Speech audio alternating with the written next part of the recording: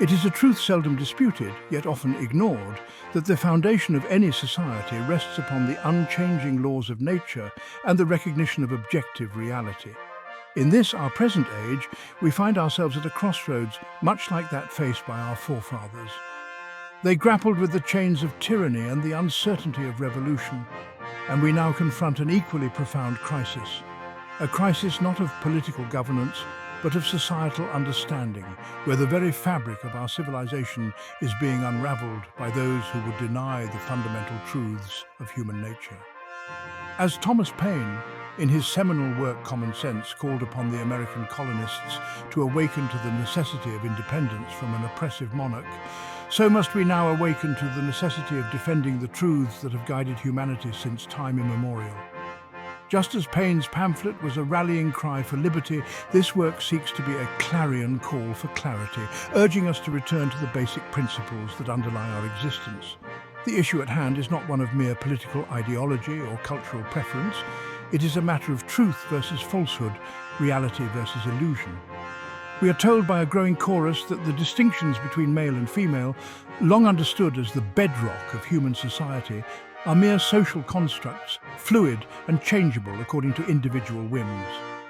This assertion, however, stands in stark contrast to the undeniable facts of biology and the observable reality that has governed human life for millennia.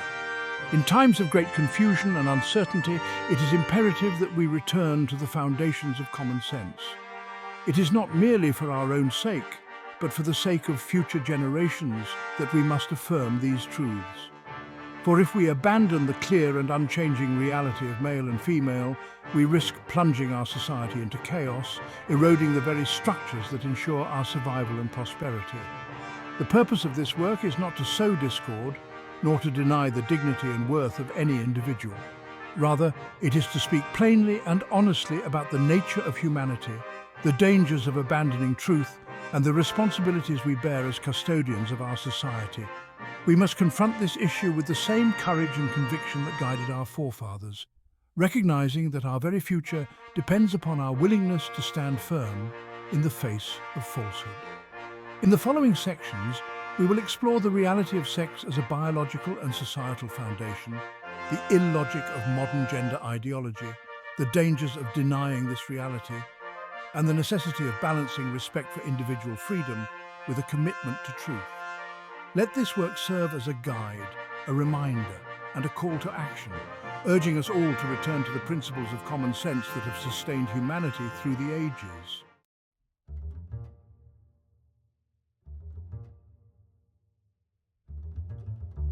When examining the nature of human existence, one must begin with the most fundamental and inescapable truth, the distinction between male and female. This division, far from being a mere social construct, is rooted in the very fabric of our biology. From the moment of conception, human beings are imprinted with a genetic code that determines their sex, male or female, guiding their development and shaping their role in the continuum of life. This distinction is not a matter of opinion or belief. It is a scientific fact, observable in every species on Earth, including our own. The male and female sexes are defined by their reproductive roles, with males producing small, mobile gametes known as sperm, and females producing larger, immobile gametes known as eggs. This binary system of reproduction is the cornerstone of life, ensuring the continuation of the species through the union of male and female. To argue that sex is anything other than a biological reality is to reject not only the evidence of our own eyes, but the entirety of scientific understanding. It is akin to denying the existence of gravity or the orbit of the planets, a willful ignorance that can only lead to confusion and disorder. Moreover, the distinction between male and female extends beyond mere biology. It is reflected in the very structure of human society. Throughout history, the roles of men and women have been shaped by their biological differences, leading to the development of family structures, cultural practices, and societal norms that reflect the natural order. These roles are not arbitrary or oppressive. They are a reflection of the complementary nature of the sexes, each contributing uniquely to the well-being and survival of the community. It is true that some individuals are born with conditions that complicate this binary, such as intersex variations, where the physical characteristics of male and female may be present in varying degrees. These conditions, however, are exceedingly rare and do not undermine the reality that the vast majority of human beings are clearly male or female. To elevate these exceptions to the status of the norm is to distort the truth and mislead society. In acknowledging the reality of sex, we must also recognize the importance of maintaining this understanding in our laws, our education, and our cultural practices.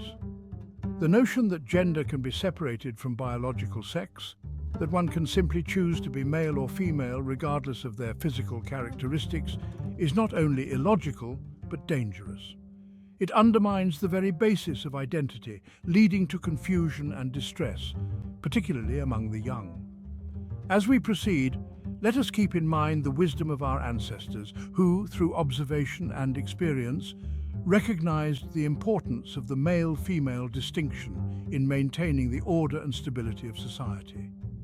Let us reaffirm this truth, not out of a desire to oppress or exclude, but out of a commitment to the reality that has sustained humanity for countless generations. To deny this reality is to invite chaos. To uphold it is to ensure the continued prosperity and well-being of our society.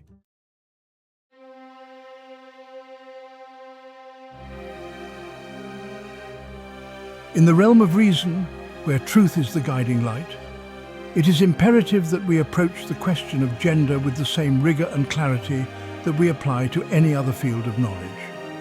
Yet we find ourselves beset by an ideology that defies logic, an ideology that insists gender is not tethered to biological reality, but is instead a fluid, subjective experience, malleable at the whims of the individual. This ideology, though it may appear progressive on the surface, is in fact a departure from common sense and a rejection of the most fundamental truths of human existence. To understand the illogic of this ideology, we must first examine its core tenet, the notion that gender can be separated from biological sex. This idea posits that one's gender identity, a deeply personal sense of being male, female, or something else entirely, can exist independently of one's physical characteristics. It is said that gender is a social construct, a mere creation of cultural norms and expectations, and that individuals should be free to define their own gender regardless of their biological sex. However, this notion collapses under the weight of scrutiny. The very concept of gender, as traditionally understood, is rooted in the biological differences between male and female. It is an extension of these differences, reflecting the roles, behaviors, and identities that have naturally emerged in response to the distinct physical and reproductive capacities of the sexes. To suggest that gender can be wholly separated from sex is to ignore this deep intrinsic connection. Moreover, if gender is indeed a social construct, as is often claimed, then it follows that it must be grounded in the collective understanding and agreement of society. Yet, the current gender ideology seeks to dismantle this collective understanding, replacing it with a chaotic and subjective view of gender that varies not only from person to person, but from moment to moment. In this view, gender becomes not a stable identity, but a fluid and transient state, shifting according to individual preference. Such an approach undermines the very purpose of social constructs, which is to provide a common framework through which individuals can interact and understand one another. This ideology also fails to account for the biological realities that underpin gender differences. For instance, the physical strength, hormonal influences, and reproductive roles of men and women are not mere cultural inventions, but are rooted in their biological sex. These differences have practical implications in various aspects of life, from healthcare to athletics, yet gender ideology demands that we ignore these realities in favor of subjective identity. This is not only illogical but dangerous, as it can lead to decisions and policies that are at odds with the physical and psychological well-being of individuals. Furthermore, the assertion that gender is fluid and self-determined raises profound questions about the nature of identity itself. If gender is entirely a matter of personal choice, then what is to prevent individuals from claiming multiple, conflicting identities? or from changing their gender on a whim. Such a view erodes the coherence and stability of personal identity, leading to confusion and disorientation, particularly among young people who are still in the process of forming their sense of self. The consequences of this confusion are already evident in the growing number of individuals, particularly adolescents, who are questioning their gender identity and seeking to alter their bodies through medical interventions. These interventions, which can include hormone treatments and surgeries, carry significant risks and irreversible consequences. Yet, they are being promoted as solutions to what is fundamentally a psychological and social issue, rather than addressing the underlying causes of gender dysphoria in a way that aligns with biological reality. The gender ideology that has taken hold in recent years is not a liberation from outdated norms, but a departure from reason and truth. It replaces a clear and objective understanding of human nature with a subjective and unstable construct that cannot sustain the weight of reality. As a society, we must reject this illogic and return to a grounded understanding of gender that is rooted in the biological facts of male and female. Only by doing so can we ensure that our policies, our culture, and our personal identities are aligned with the truth and contribute to the well-being of all individuals.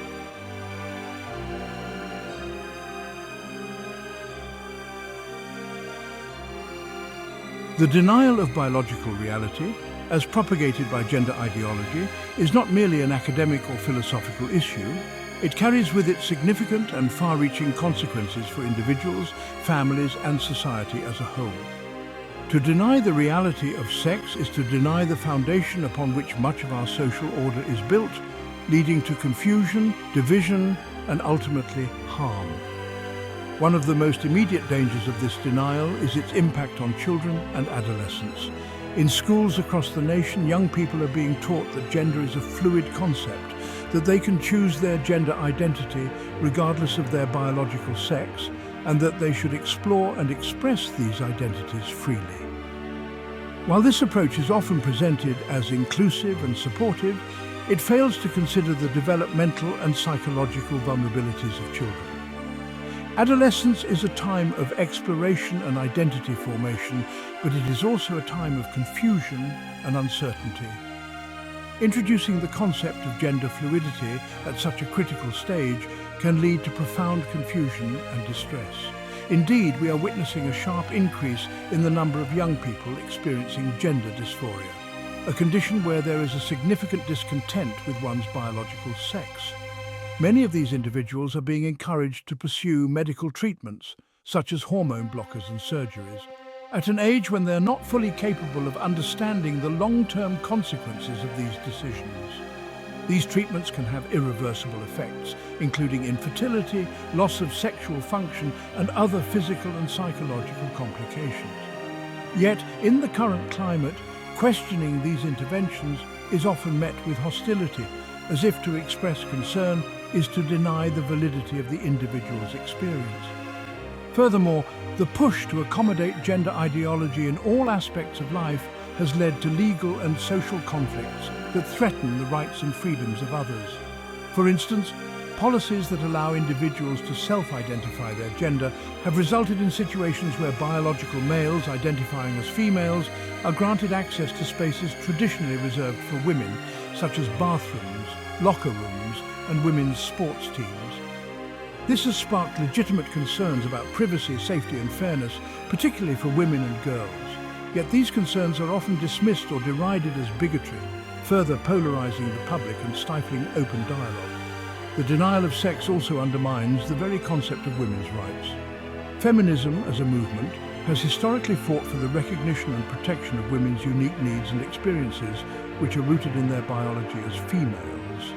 By erasing the distinction between male and female, gender ideology effectively erases the basis for these rights, reducing women to a mere identity that anyone can claim.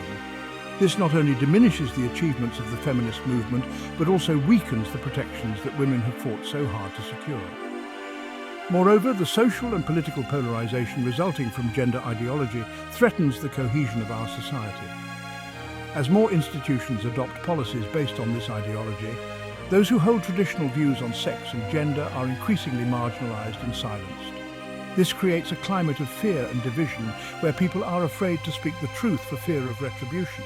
Such an environment stifles free speech, undermines democratic debate, and fosters an atmosphere of intolerance. The consequences of denying biological reality extend even further, affecting our legal and educational systems, our healthcare practices, and our cultural norms. When laws and policies are based on ideology rather than truth, they become tools of coercion rather than justice.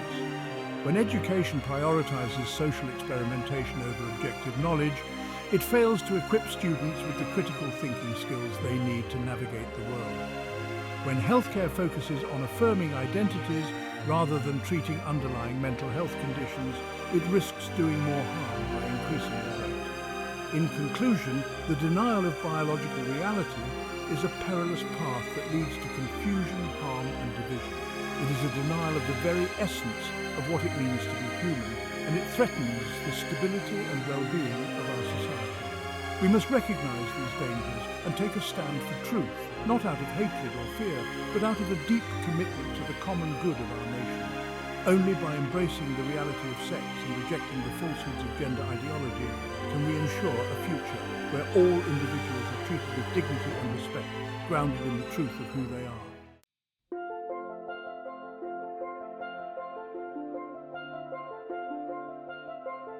In any discussion of sex and gender, it is essential that we approach the subject with both respect and responsibility.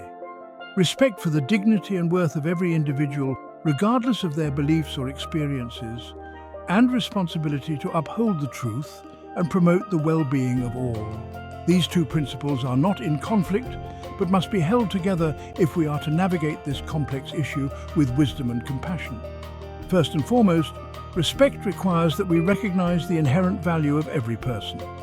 Regardless of one's gender identity, every individual is deserving of dignity and respect as a human being. This means that no one should be subjected to discrimination, harassment, or violence because of their gender identity. Our commitment to respect must be unwavering, even as we engage in difficult conversations about truth and reality. However, respect also demands honesty. To respect someone is to speak the truth to them, even when it is difficult. It is not respectful to affirm a falsehood simply because it is what someone wants to hear.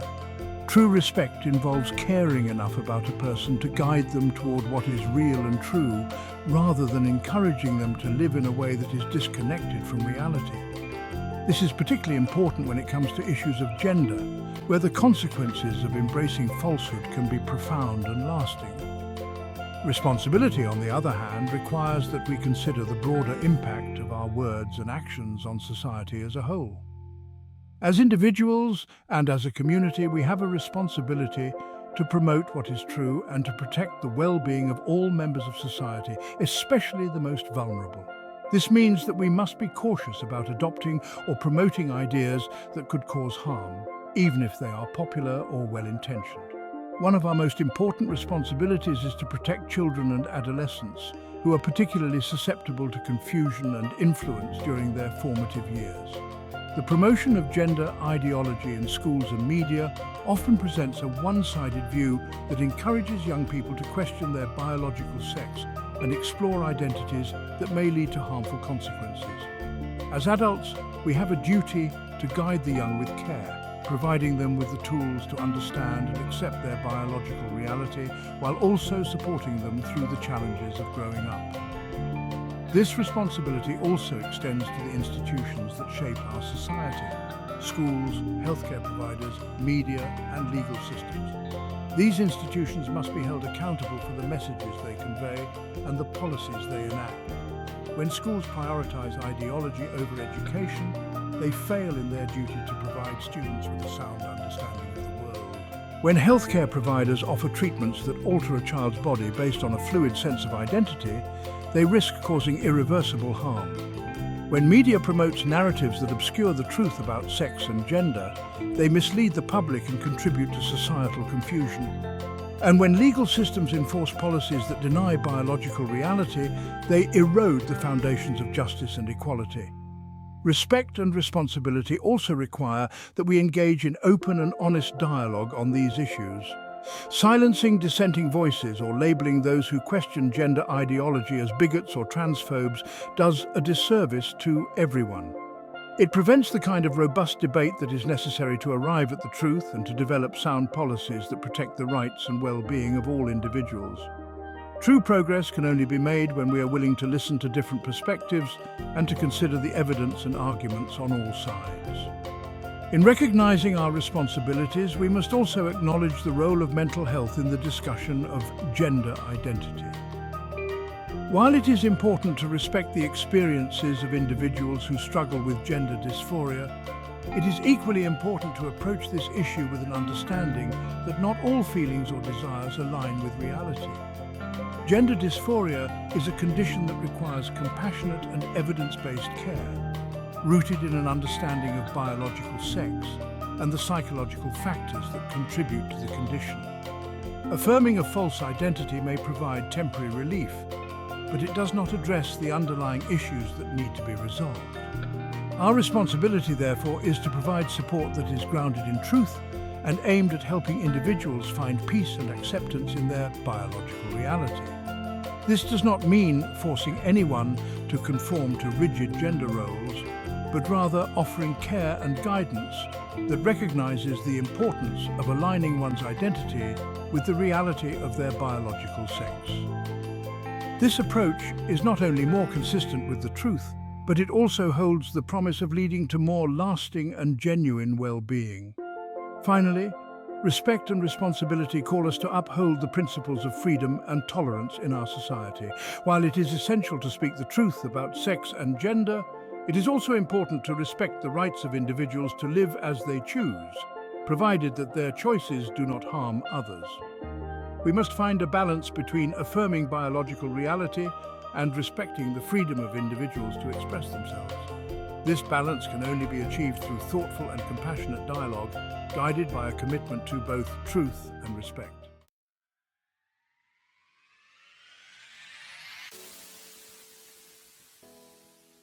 As we draw to the conclusion of this work, it is clear that we stand at a critical juncture in our society. Just as Thomas Paine urged the American colonists to break free from the tyranny of the British Crown, so too must we now break free from the tyranny of falsehood and confusion that has taken hold in our understanding of sex and gender. The stakes could not be higher, for the future of our society depends on our willingness to confront these issues with courage and clarity. The path forward is not an easy one. It requires that we stand firm in the face of opposition, that we speak the truth even when it is unpopular, and that we remain steadfast in our commitment to the well-being of all individuals. We must reject the illogic of gender ideology and return to a grounded understanding of human nature, one that is rooted in biological reality and guided by common sense. Yet in doing so, we must also embody the principles of respect and responsibility that have been the hallmarks of our society. We must respect the dignity of every person, even as we disagree on matters of identity. We must take responsibility for the impact of our words and actions, ensuring that we are promoting what is true and good for society as a whole. And we must engage in open and honest dialogue, recognizing that the path to truth is often paved with difficult conversations. This is a call to action for all who value truth, freedom, and the well-being of future generations. Let us not be swayed by the currents of popular opinion or the pressures of ideology. Instead, let us stand firm on the solid ground of reality, guided by the principles of common sense that have served humanity well for so long.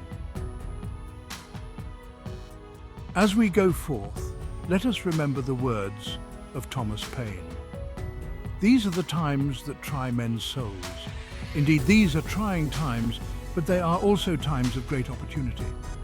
We have the chance to reaffirm the truths that underlie our society, to protect the rights and dignity of all individuals, and to ensure a future where reason and reality prevail. Let us seize this opportunity with both hands, and let us do so with the conviction that we are on the side of truth and justice.